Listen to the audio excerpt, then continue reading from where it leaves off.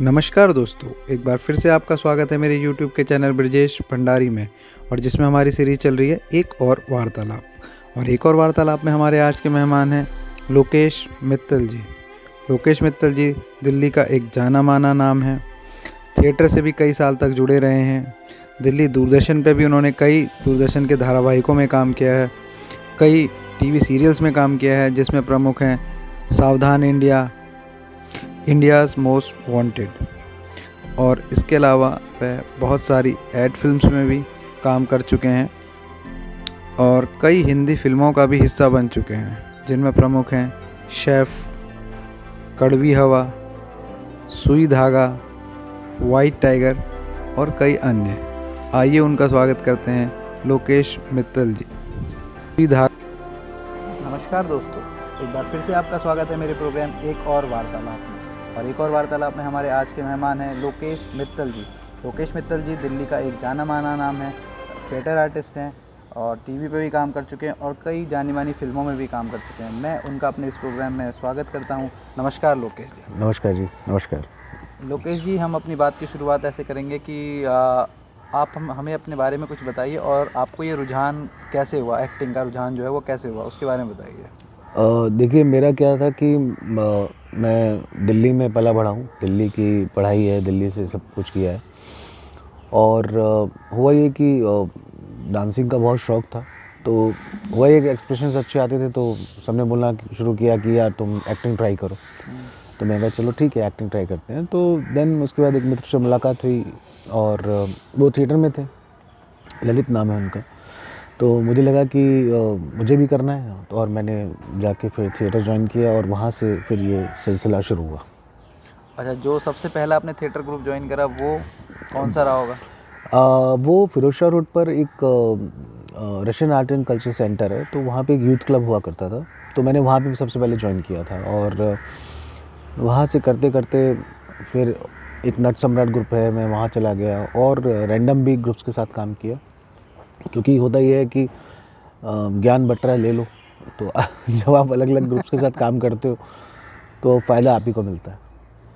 अच्छा, तो वहाँ से ये डांस का, फिर डांस वाला तो डांस वाला हाँ बिल्कुल ख़त्म हो गया। फिर उसके आप अभिनय में ही आ गए? जी बिल्कुल। तो अभिनय में आने के बाद आपने भी जो जैसे फिर वो एक्टिंग आपकी स्टार्ट, जैसे आपने शुरू कर दिया, आपने थिएटर ग्रुप ज्वाइन कर लिया, उसके बाद एक दो और थिएटर ग्रुप ज्वाइन करे, तो ये चीज़ फिर आगे, ये सफ़र आपका आगे कैसे बढ़ा? जी, इस सफ़र को आगे बढ़ाने में काम आया हमारा दूरदर्शन। क्योंकि एक्टर का डिज़ायर यही होता है कि उसको टीवी में जाना है, फिल्मों में जाना है और हर पब्लिक प्लेटफॉर्म पे जाना है। तो हर एक्टर को इसकी ज़रूरत है। तो शुरुआत भी ऐसी हुई कि जब मैं थिएटर करता था उसी दौरान एक सीरियल बन रहा था दिल्ली में, स्कूल डेज़। तो मेरा वो फर्स्ट ब्रेक था और मैंने उसके लिए ऑडिशन दिया, देन सेलेक्ट और फिर वो शूटिंग शुरू हुई। तो वो शूटिंग का सिलसिला शुरू हो गया, पता चल गया कि शूटिंग किस तरह से होती है, तो वो करना शुरू कर दिया। फिर साथ साथ रिकॉर्डिंग्स, डबिंग्स, जो रेडियो के लिए काम होता था वो, तो वो अच्छा, सब जो किया। आपका पहला सीरियल था उसके डायरेक्टर कौन थे, अगर आप हमारे दर्शकों को बताना चाहेंगे? उसके डायरेक्टर थे दिलीप सूद, मतलब हैं वो दिलीप सूद सर अभी भी हैं। तो उन्होंने आपको पहले सेलेक्ट करा और फिर आपका वो स्कूल डेज, तो ये आपका स्कूल डेज पहला, मतलब सबसे पहले दूरदर्शन में पहला एक्सपीरियंस था मेरा। School days? जी बिल्कुल बिल्कुल। अच्छा, उसके बाद फिर ये सफ़र आगे ये आगे हाँ चलता रहा। उसके बाद इंडिया मोस्ट वांटेड जी पे आता था, शोएब इलियासी का, और उसके अलावा और बहुत सारी शॉर्ट फिल्म्स, टेलीफिल्म्स, जितना भी दूरदर्शन के लिए काम होता था तो वो हम मतलब ये था कि लगातार मैं कर रहा था।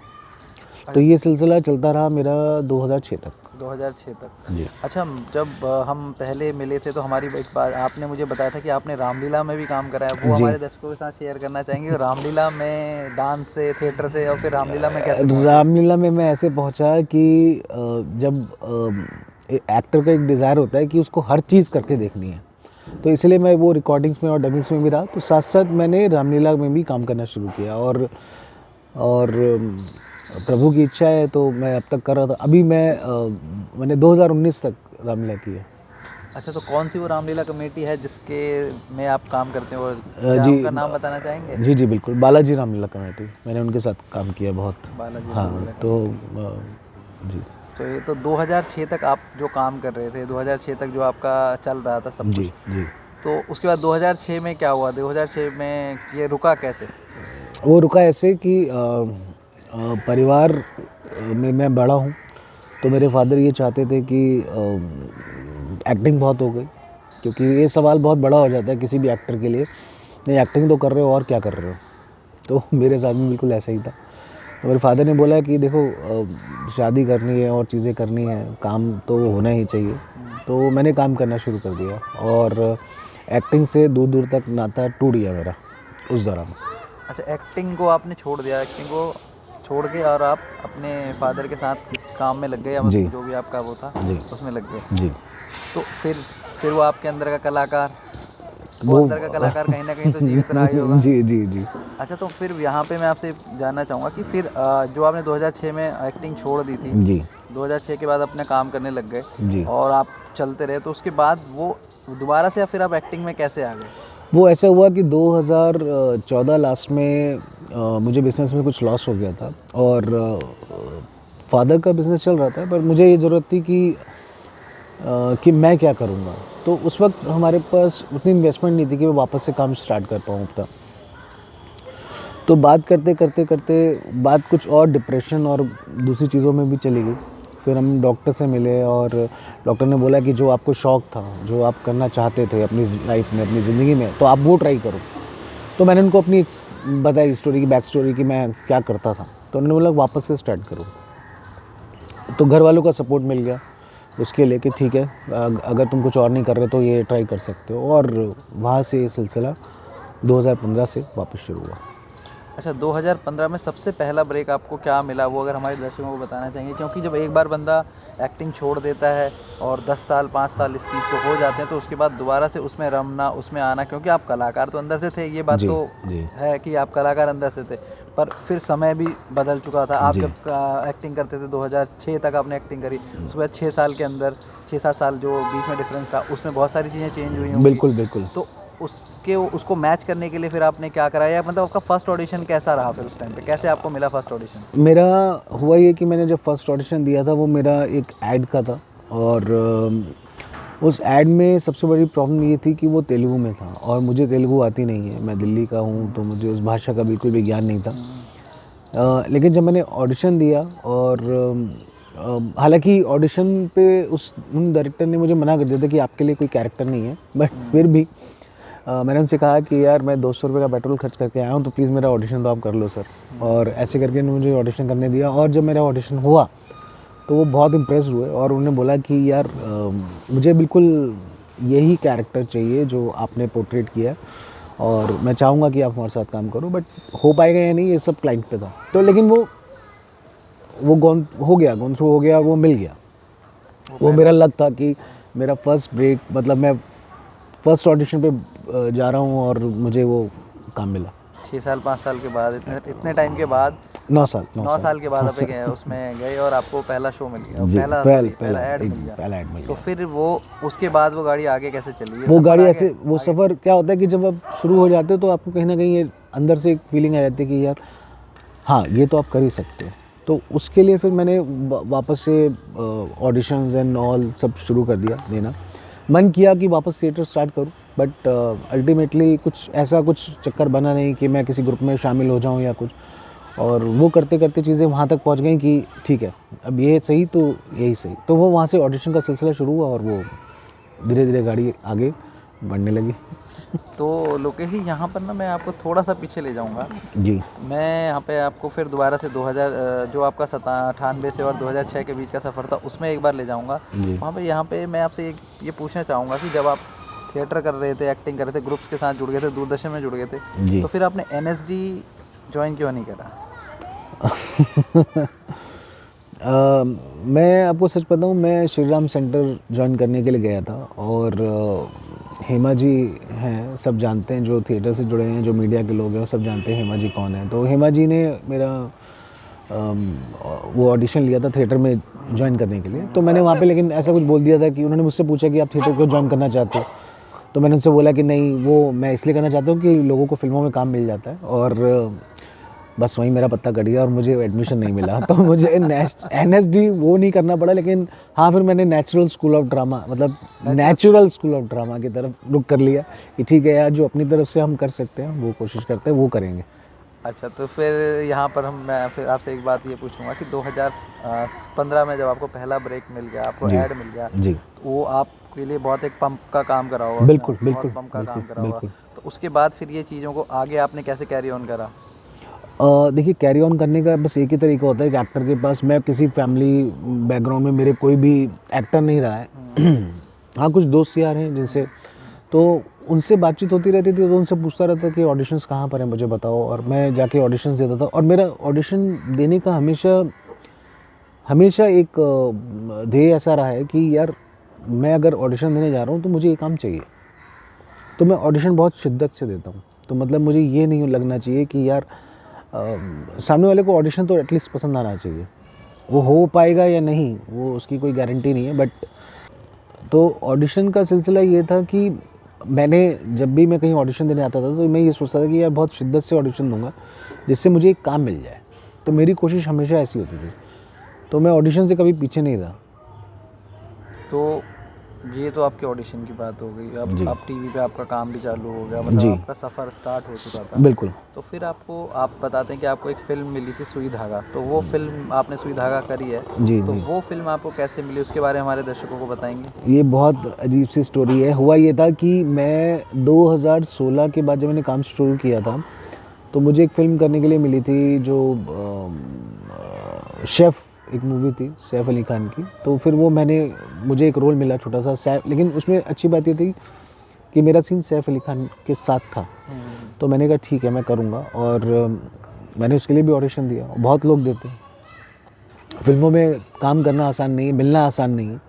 तो जैसे जैसे ऑडिशन दिया, वैसे काम मिलने के चांसेस बढ़ गए, और वो रोल मेरी तरफ आ गया। तो वो एक काम मिला, फिर एक फिल्म मूवी थी कड़वी हवा, फिर उसमें काम मिला कड़वी हवा संजय जी के साथ? संजय जी के साथ जी। तो उसका अनुभव कैसा था कड़वी हवा? बहुत अच्छा, क्योंकि वो हम लोगों ने भीड़ में शूट की थी फिल्म, और आपको यकीन नहीं होगा कि जहाँ हम शूट कर रहे थे, जिस सराउंडिंग्स में शूट कर रहे थे, वो वहाँ पे 52 डिग्री टेम्परेचर था, और बिल्कुल भी कोई हमारे पास शेड नहीं था कि जहाँ पे हम छुप के चले जाएं कि हाँ चलो पेड़ है उसके नीचे चले जाओ, क्योंकि भीड़ में आपको पता है कि पूरा पहाड़ और मिट्टी और कुछ नहीं है, धूल ये सब है।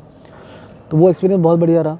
उसके बाद आगे आगे एक आध फिल्म मुझे और मिली। एक वैन ओबामा लव्ड ओसामा एक फ़िल्म थी जो दिल्ली के प्रोड्यूसर हैं, उन्होंने की थी, तो उसमें कुछ काम करने का मौका मिला। तो उसमें लेकिन ये अच्छे अच्छे अहमद पांडे, संजय मिश्रा और अच्छे एक्टर्स मिलते गए, और काम चलता रहा थोड़ा थोड़ा। फिर अचानक ये हुआ था कि यशराज की बात में मैं वापस आता हूँ। यशराज का ये हुआ था कि मुझे अचानक से एक दिन कॉल आया बॉम्बे से कि मैं यशराज से बोल रहा हूँ, और सर आपका एक ऑडिशन चाहिए। तो मैं थोड़ा शॉक्ड था, मुझे लगा कि कोई फेक कॉल कर रहा है और कोई मजाक कर रहा है मेरे साथ, ऐसा कैसे हो सकता है। मैं यशराज में गया नहीं, मेरा कोई ऑडिशन मैंने दिया नहीं, तो हाउ इट्स पॉसिबल, ये कैसे हो सकता है। बट वो एक्चुअली जेन्युइन था। तो उन्होंने मुझसे एक ऑडिशन मांगा, मैंने ऑडिशन भेजा, और फिर 10 दिन बाद 12 दिन बाद उन्होंने कंफर्मेशन दे दिया कि ठीक है आप हमारे साथ कर। तो वो मूवी थी सुई धागा? जी जी जी। तो सुई धागा मिल गई आपको? सुई धागा मिल गई, और एक्सपीरियंस अच्छा रहा उसका। और सुई धागा के बाद फिर उसके बाद थोड़ी जगह स्पेस और थोड़ा बढ़ गया मेरे लिए, क्योंकि क्या होता है, सुई धागा में आपका रोल कैसा था, क्या रोल था आपका, बताएंगे हमारे दर्शकों को? सुई धागा में वरुण धवन की मदर जो है वो बीमार होती, और वो हॉस्पिटल में एडमिट हैं, और उस वक्त उनको ज़रूरत है उस वक्त उनको ज़रूरत होती है कि बिल कम हो जाए, क्योंकि वो बहुत गरीब परिवार से है। तो मैं उस हॉस्पिटल का करता रहता हूँ कि मैं बिल पास करता हूँ कि ये बिल होना चाहिए, ये नहीं होना चाहिए, और वहाँ पे आके उनसे मेरा पूरा डिस्कशन है, और फाइनली उनका बिल भी कम हो जाता है, और वहाँ से वो इंस्पायर भी हो जाते हैं कि मुझे लाइफ में आगे क्या करना है, मतलब अकॉर्डिंग टू स्टोरी। ओके, तो ये आपका रोल था मतलब? जी जी जी। सुई धागा के बाद आप कह रहे हैं कि चेंज हो गया थोड़ा सा, मतलब वास्ट हो गया, आपको रेंज जो था आपका वास्ट हो गया, मतलब आप और बढ़ गए? जी बिल्कुल बिल्कुल, क्योंकि ना लोगों तक आप पहुँच गए? मैं लोगों तक थोड़ा पहुंचने लगा, और लोग भी मुझ तक आ गए, क्योंकि मैं दिल्ली में हूं, और मेरा बॉम्बे आना जाना बहुत कम है, क्योंकि मैं वहाँ रुकता बहुत कम हूँ। पर्सनली दिल्ली से काफ़ी टाइम से जुड़ा हुआ हूँ, दिल्ली पैदाइश है, तो मतलब मन करता है कि मैं दिल्ली से ही काम करता रहूँ, काम करने का। लोकेश जी, यहाँ पर मैं आपसे एक सवाल ये पूछूंगा कि आपके जो सुपुत्र हैं अग्रिम जी वो भी कई टीवी एड्स में आते हैं, और आपने मुझे बताया था कि वो फिल्मों में भी आ रहे हैं, तो उनके जी। बारे में अगर हम हमारे दर्शकों को कुछ बताएंगे तो। अग्रिम का सिलसिला बहुत अजीब तरीके से शुरू हुआ है एक्चुअली। अग्रिम का बर्थ 2011 में हुआ था, और मेरी एक्टिंग की शुरुआत 2015 लास्ट के आसपास हुई थी। तो होता क्या था कि अब मैं जाने लगा था, कभी कभी बॉम्बे कोई ऐड के लिए जा रहा हूँ, कभी फिल्म के लिए जा रहा हूँ, कुछ हो रहा है कि मैं कहीं ना कहीं जा रहा हूँ, आ रहा हूँ, और वो देख रहा है। तो उसको लगता था कि पापा जाते हैं, मैं कहीं नहीं जाता। तो उसको ये एहसास होने लगा कि ये तो शूटिंग करने जाते हैं, घूम के आते हैं, होटल में रहते हैं, मैं कहीं नहीं जा पाता हूँ। मैं कहीं नहीं जा पाता हूँ। तो उसने मुझसे कहना शुरू किया कि मुझे भी ऑडिशन देना है, मुझे भी एक्टिंग करनी है। तो मैंने कहा ठीक है, तुम ऑडिशन देना शुरू करो। तो हमने फिर ठीक है, उसको ट्राई करना था, तो ठीक है करते हैं। तो उसने शुरू कर दिया ऑडिशन देना, और उसको फ्लिपकार्ट की एड्स मिली सबसे पहले। फ्लिपकार्ट की उसने करीब 13-14 एड्स कर ली, और उसको फिर और चीज़ों का मौका मिला, और दूसरे एड्स तो वो की। फिर फाइनली उसने फिल्म कर ली 2020 में, जनवरी में। और उसके बाद तो अभी आपको पता ही है, सब कोरोना और ये सब हो गया, तो अब फिल्म का वेट है। और फिल्म का नाम मैं आपको बताता हूँ, वो भी चांस की बात है, यशराज की है। तो उसके लिए बड़ा एक अच्छा कैमियो है ये फिल्म, क्योंकि फिल्म अभी तक उसने नहीं की थी। तो वो उसमें अगेन सैफ अली खान एंड रानी मुखर्जी का बेटा बना है। अगेन सैफ अली खान मैंने इसलिए बोला क्योंकि मेरी पहले मूवी में भी सैफ अली खान था, जी जी दोनों के लिए लक्की हैं सैफ अली खान। पता नहीं पता नहीं है तो खैर। हाँ जी, तो ये ऐसे हुआ। अच्छा, ओके। लोकेश जी, यहाँ पर मैं आपसे ये सवाल पूछूंगा कि मतलब जैसे कोरोना से पहले आप, मतलब जैसे कोरोना के बाद तो सारी दुनिया रुकी गई थी जी। तो उससे पहले आप क्या कर रहे थे, क्या आपके प्रोजेक्ट चल रहे थे जो? उससे पहले मैं एक फिल्म कर रहा था, शेरनी, जो विद्या जी के साथ है। और वो हम लोगों ने मार्च में स्टार्ट हो गई थी वो फिल्म। और टचवुड, मतलब ऊपर वाले की दुआ है कि मुझे काम करने का मौका मिला साथ में। वो बहुत अच्छी एक्ट्रेस हैं और बहुत अच्छी ह्यूमन बीइंग है एक्चुअली। और अमित मसूरकर हैं जो उसके डायरेक्टर हैं, और वो उस फिल्म को डायरेक्ट कर रहे हैं। और मुझे इसमें जो काम मिला है वो बहुत अच्छा है, मतलब मेरे लिए बहुत अच्छा है। और वो फिल्म भी बहुत अच्छी है, बहुत अलग फिल्म है। तो वो मार्च में स्टार्ट हो गई थी, लेकिन लॉकडाउन हुआ तो वो फिल्म पूरी रुक गई, और वो रुकी रही अराउंड सितंबर तक। सितंबर के बाद से वो फिल्म हम लोगों ने शुरू की। तो अब अक्टूबर में हम लोगों ने शूट कर ली है वो फिल्म। तो यहाँ पे मैं आपसे ये बोलना चाहूँगा, या मैं पूछना चाहूँगा यहाँ पे आपसे जी कि जो नए युवा जो इस इंडस्ट्री में आ रहे हैं, थिएटर में आ रहे हैं, या फिल्मों में आना चाहते हैं, या टीवी पे आना चाहते हैं, जी। उन लोगों को आप अगर कोई संदेश देना चाहें तो? देखिए, नए एक्टर्स के लिए सबसे इम्पॉर्टेंट बात मुझे जो लगती है वो यही है कि अपने ऊपर आपको थोड़ा सा फेथ तो रखना पड़ेगा कि आपको अपनी जगह कहाँ और कब कैसे बनानी है। डेफिनेटली ऑडिशंस एक प्रोसेस है, उससे होके तो गुजरना ही पड़ेगा, उसके अलावा कोई रास्ता नहीं है। जब तक आपका कोई गॉडफादर नहीं है, या आपके ऊपर कोई हाथ रख ले कि हाँ भाई ठीक है, इसको काम दो, तो वो वाली कंडीशन जब तक ना हो तब तक तो आपको मेहनत करना पड़ेगा ही पड़ेगा। और मैं, ज़रूरी नहीं है कि मैं ये कहूँ कि थिएटर आप ज्वाइन करो, बट एक्टिंग का ना एक टेक्निक है जो हर एक्टर को थोड़ी सी सीखनी चाहिए, चाहे वो थिएटर करके सीख रहा हो, चाहे वो किसी एक्टिंग स्कूल में जाके सीख रहा हो। तो मुझे लगता है कि उसकी ज़रूरत तो हमेशा होनी चाहिए, क्योंकि उससे आप ग्रो करते हो, आपको समझ में आती हैं चीज़ें। वो तभी आएंगी जब आप चीज़ों को करते जाओगे। तो मेहनत तो करनी पड़ेगी, उसके बिना तो पॉसिबिलिटी नहीं है। देखिए बहुत मुश्किल है, और लाखों एक्टर्स हैं, उन लाखों एक्टर्स में आपको अपनी एक जगह बनाना वो बहुत मुश्किल होता है, बहुत मुश्किल होता है। अच्छा, तो लोकेश जी, यहाँ पर मैं आपसे ये पूछना चाहूँगा कि आपके फ्यूचर के प्लान्स क्या हैं? मतलब अभी जो अब तो कोरोना तो चल ही रहा है, बट ये इंडस्ट्री तो खुली गई है, काम कर रहे हैं लोग, तो इसमें आगे का आपका फ्यूचर के क्या प्लान्स हैं?